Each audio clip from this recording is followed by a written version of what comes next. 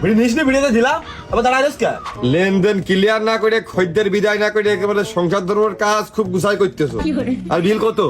বিল দিলি, এই যে বিলকে আবার দিবি নাকি? বিল দেওয়া হয়ে গেছে। তা হয়ে গেছে, তা তো আমিও জানি। তা কত বিল কত? এই যে 14 টাকা দিলি। তো 14 টাকা আমি কোন সময় দিলাম? 4 টাকার নোট তো আমি দিইনি। দেখদিন ভালো করে। কে ওই যে 10 আর 5 15 টাকা দিলি, ওই যে মনে হলো কোন মৌরি মারা টাকা সে জিরের কোটে মোটামুটি পড়েছিল।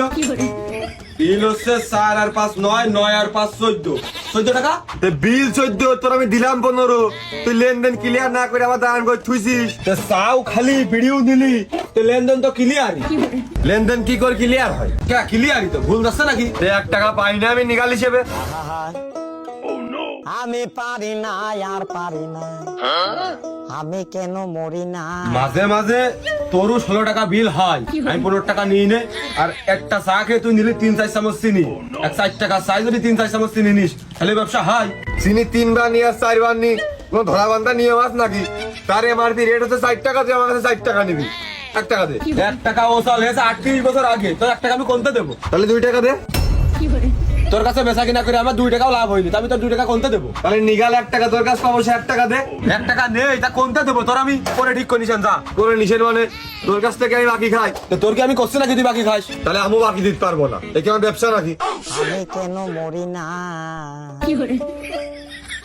এই 1 টাকার জন্য যদি আমার এখানে দাঁড়ায় থাকতে হয়, জোন কামই যায়, তোর কিন্তু জোনের দামও দেওয়া লাগবে না সাথে।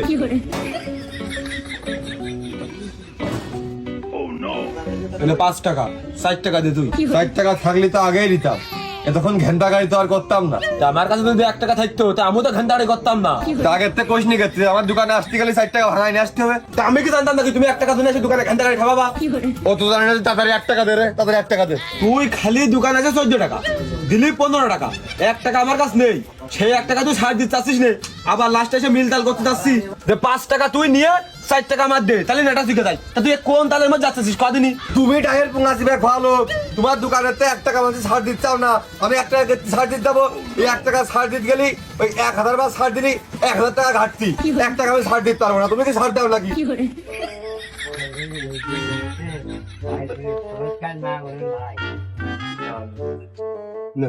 নে শালা তো টাকা নে, শালা তো টাকা নে। যা তোর ফকির মিসকিনের নামে উৎসর্গকে দিলাম যা। এই তোর আমার দেখে ফকির মনে হচ্ছে না নিষ্কির মনে হচ্ছে? তার চেয়েও নিম্নমানের কিছু মনে করতেছি, কারণ এখন 1 টাকা ফকিরও ভিক্ষা নেয় না। তা তুই বরাতের বেলা টাকা ছেলে মারলি কে? তো টাকা চাইলে মারবে না তুই কি করবে? তোর তো টাকা নেই নেটা। টাকা নেই এটা বলে তুই আমার চোখের সময় টাকা ছেলে মারবি?